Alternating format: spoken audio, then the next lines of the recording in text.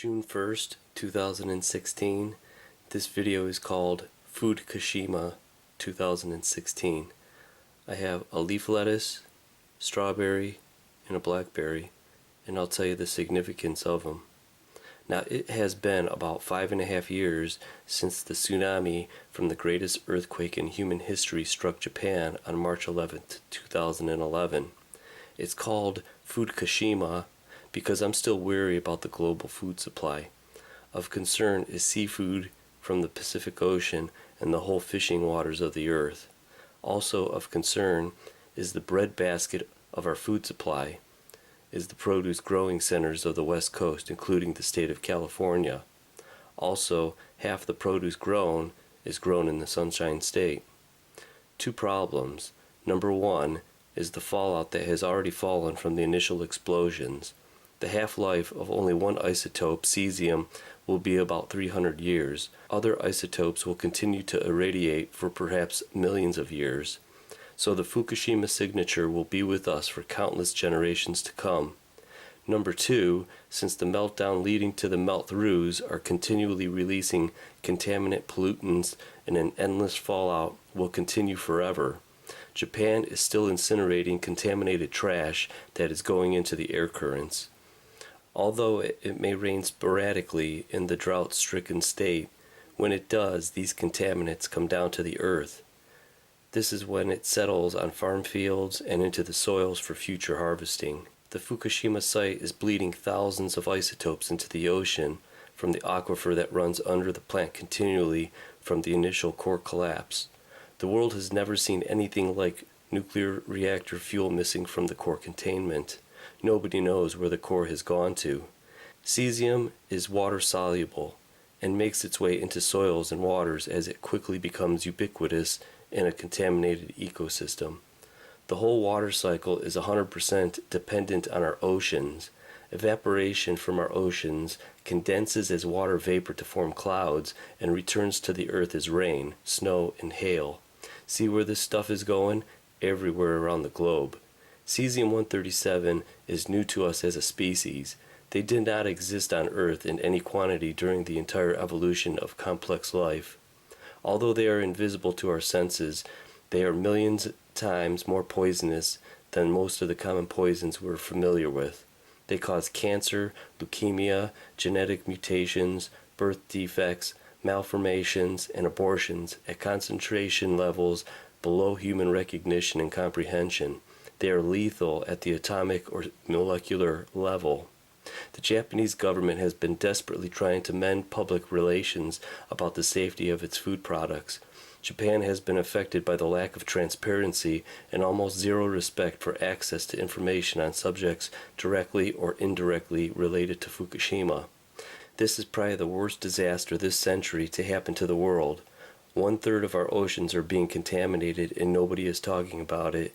The elite of Japan's population has left the country, leaving millions to be exposed to the radiation.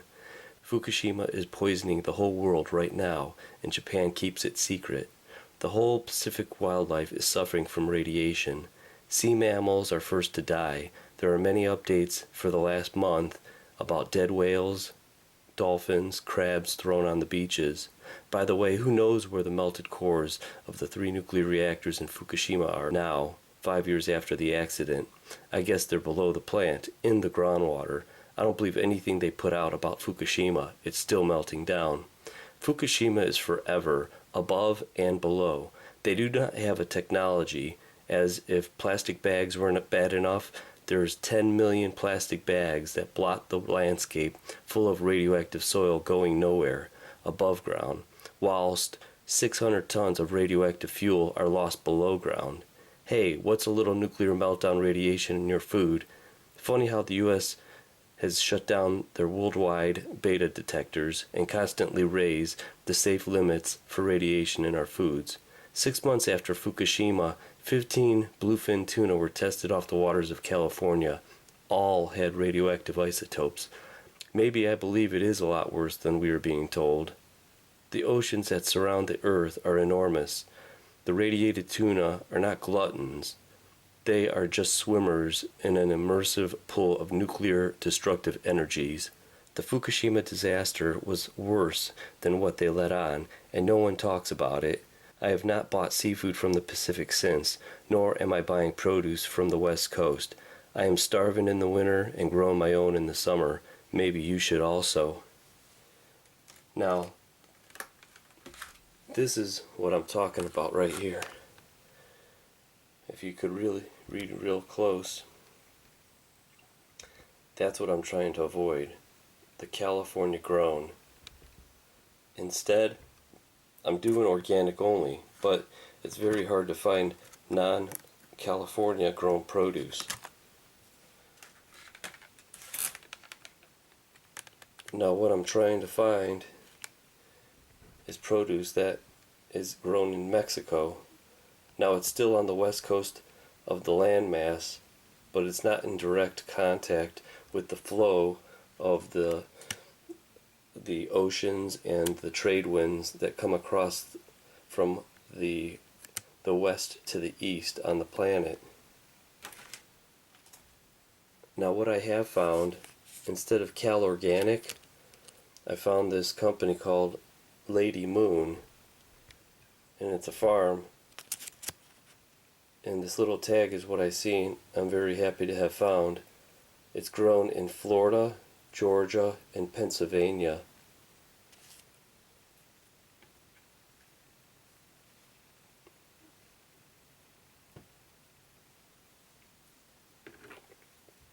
Now here's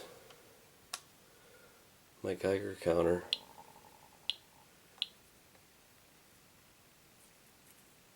Now I did a test on all those, just a quick test on those strawberries.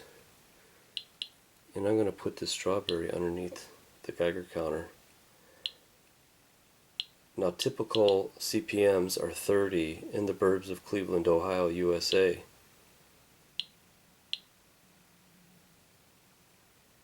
You got to give this 30 seconds because it's on a 30-second average.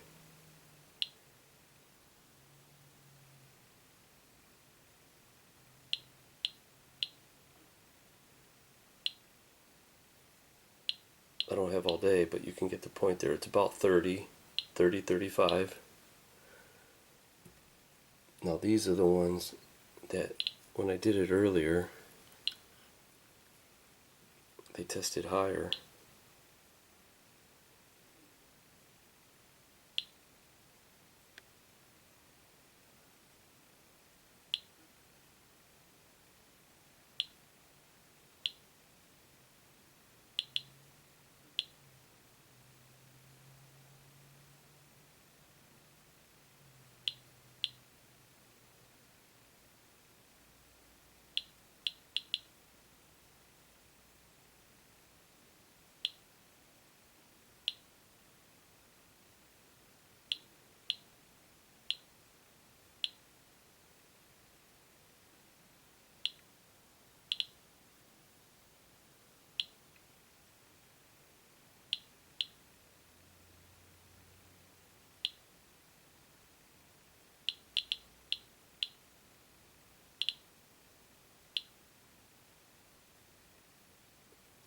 It took a little while, but it bounced up to 50.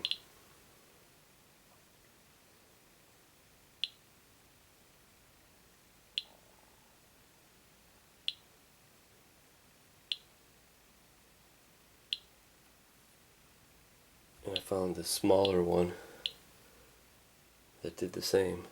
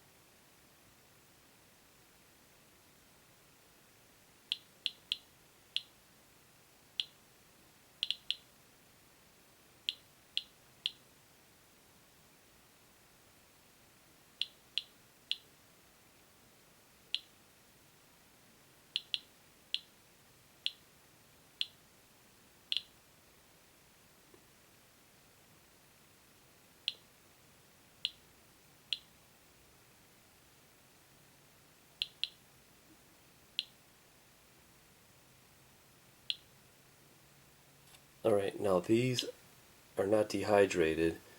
The moisture in these strawberries is shielding that radiation. Now it could be coming from fertilizers that they're growing with, or it could be coming from that fallout. I can't give you the answer on that. Now here is a strawberry, another one from the batch, that didn't seem to test high, so we'll put this up there for a second.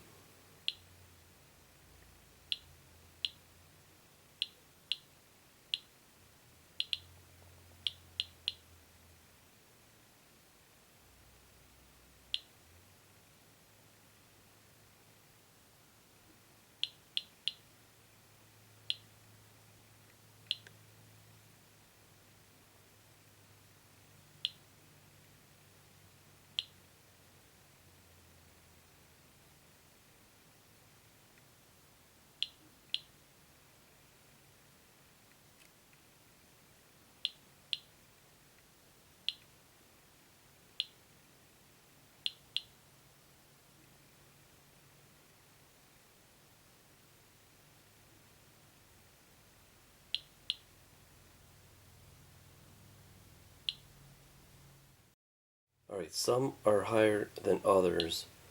They smell unbelievably delicious. But what the hell is in this stuff? We don't know because they're not testing every damn strawberry. All you need is a couple of those microscopic isotopes to be digested into your intestines, into your colons, and this is what causes that cancer.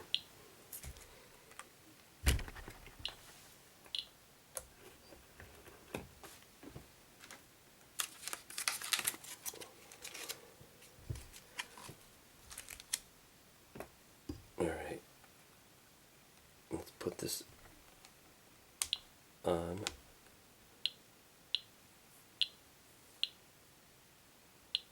The blackberries.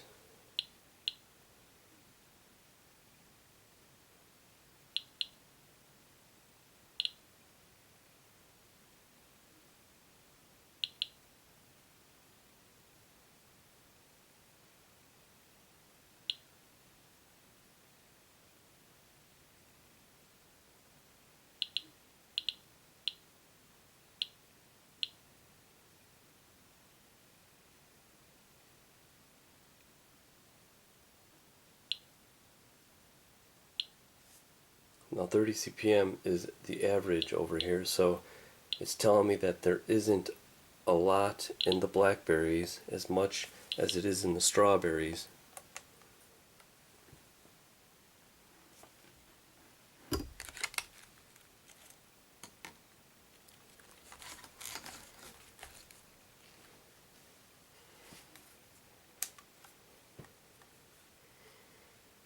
I just turned it on and off. It's got to calibrate for 30 seconds.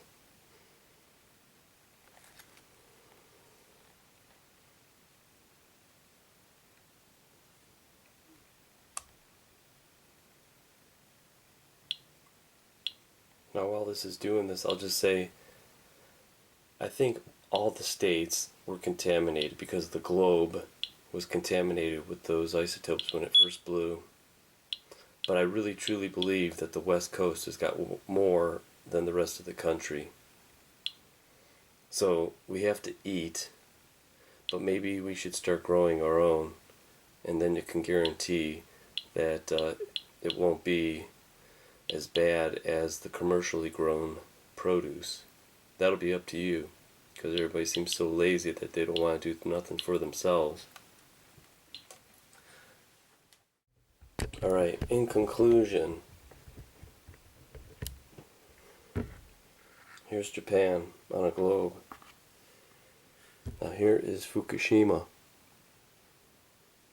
right above Tokyo there. Now look at these currents on this globe. If it's bleeding and it's coming out over here, the current, if you look, leads right to California.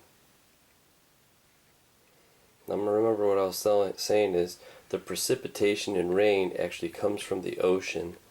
So everything that is in the ocean is coming up and is be deposited along the west coast, because I truly believe, see this little bump in here? That's the Rocky Mountains. I believe that creates a barrier for that particulate matter when it's coming across the ocean in the clouds. I think it's being deposited more on the west side of the Rocky Mountains. Now it's still going over, but I think the majority of it is coming down here. And when it gets into the mountains, it's raining down and coming down through the west coast into the ocean. So in conclusion, I think we're pretty much doomed. Our food supply is fooked, and it's because of nuclear power. Now Fukushima is not the only one. There are hundreds of nuclear power plants in the United States and throughout the world that legally is allowed to spew and release these radioactive isotopes. Now, the world and the earth is a closed environment. It's not like this pollution is leaving the earth and going into outer space. It is being trapped around the earth, and it's staying here, and it will be staying here for millions of years. Now, until we put some pressure on the nuclear industry and TEPCO, the Japanese government, and the US government, and the world combined, there is nothing going to be done about this, and it will continue to leak and poison and kill us. Now, once these cancers start coming around, there's no way that they're going to be able to correlate our sickness and disease and cancer to Fukushima, because they're just going to say, well, no, you can't prove it. But there's going to be a lot of sick people that the world is going to regret standing around and doing nothing. So spread this video around, try to eat right, and just try to stay as healthy as you can, because they don't care about you at all. You got to do this for yourself. Forget about it. This isn't the way it's supposed to be. Nuclear power causes cancer, can't you see? For some reason, I think about this all the time. The great poisoning is taking place before my eyes. They harvest food that should not be consumed. Our bodies will sit here until they are exhumed. Take my advice and stay away from all the fish, 'cause living that extra day is all I wish.